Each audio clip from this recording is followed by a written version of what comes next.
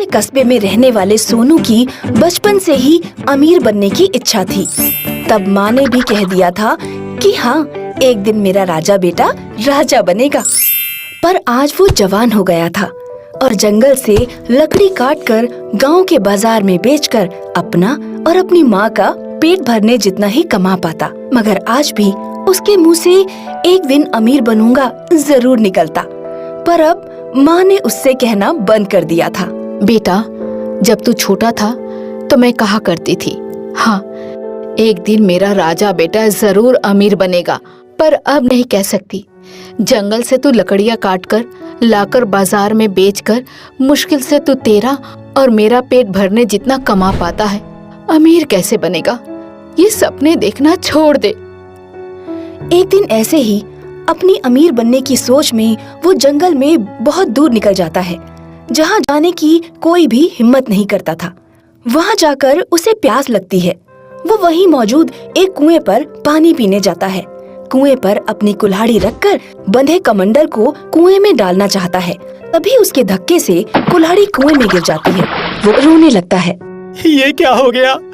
जैसे तैसे मैं अपना और अपनी माँ का पेट भर पाता हूँ।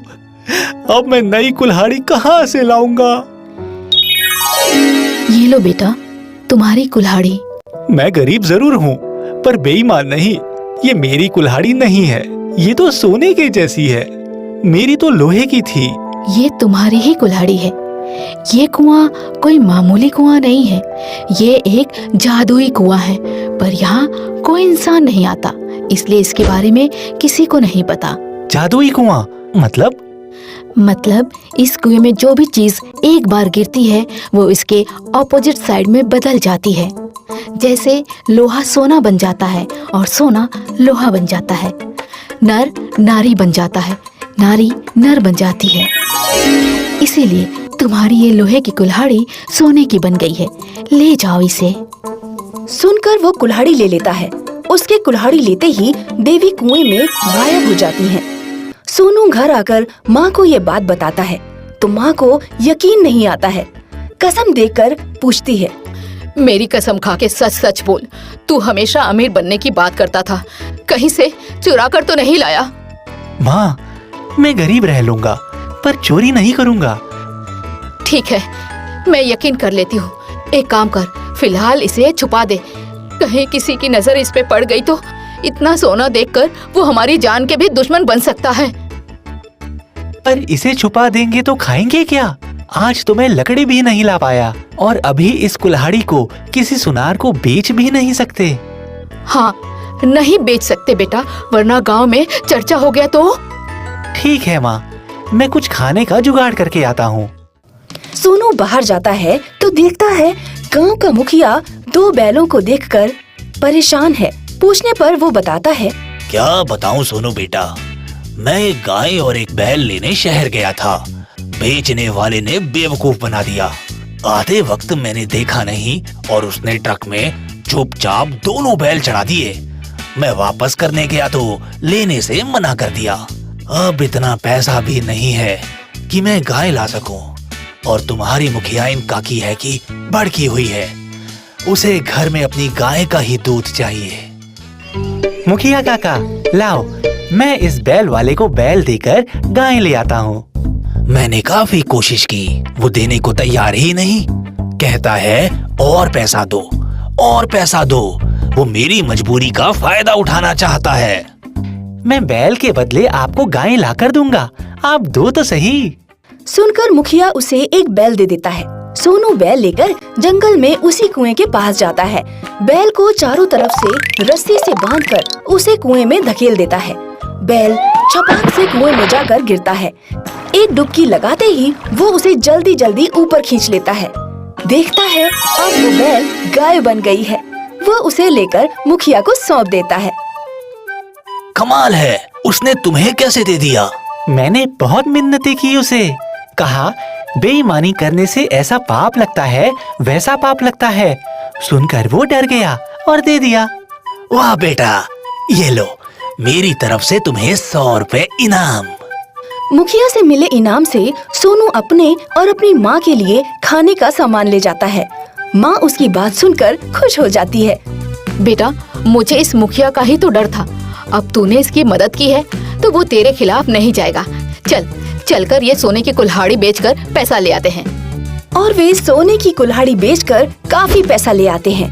अब सोनू हर बार जंगल में लकड़ी काटने के बहाने जाता और कुछ न कुछ लोहे की चीज को सोना बनाकर ले आता। धीरे धीरे उसके पास इतना पैसा हो जाता है कि वो न सिर्फ गांव वालों की मदद करने लगता है, बल्कि मुखिया को भी जरूरत पड़ने पर पैसे देता है। मुखिया पूछता भी है, सोनू बेटा, तुम्हारे पास इतना पैसा कहाँ से आ रहा है? मुखिया काका, मेरी ईमानदारी से खुश होकर एक देवी माँ ने मुझे आशीर्वाद दिया है। अगर मैं उसके बारे में पूरा बता दूंगा तो जितना मैंने आज तक आपको और गांव वालों को दिया है सब वापस चला जाएगा। इससे तो अच्छा है आप लोग मुझसे कुछ मत पूछो, मैं पूरे गांव की मदद करता रहूंगा।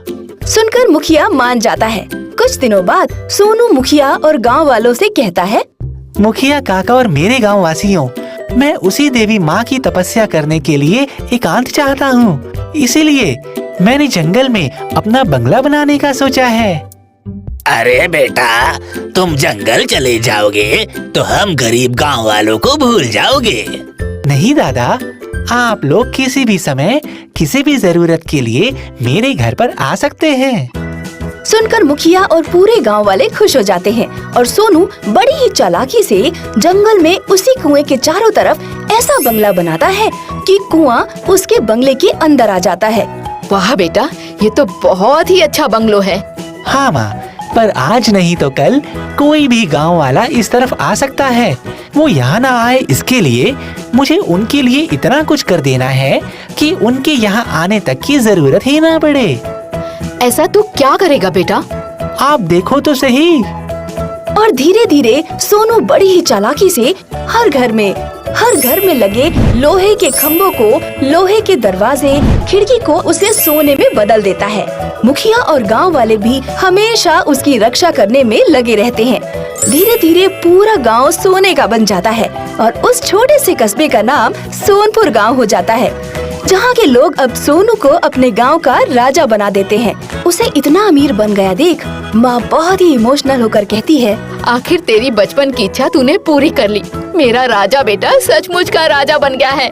मैंने तो उम्मीद ही छोड़ दी थी बेटा, पर आज एक माँ को अपने बेटे से ये सबक मिला है कि इंसान को कभी भी अपनी उम्मीद नहीं छोड़नी चाहिए, मेहनत करते रहना चाहिए।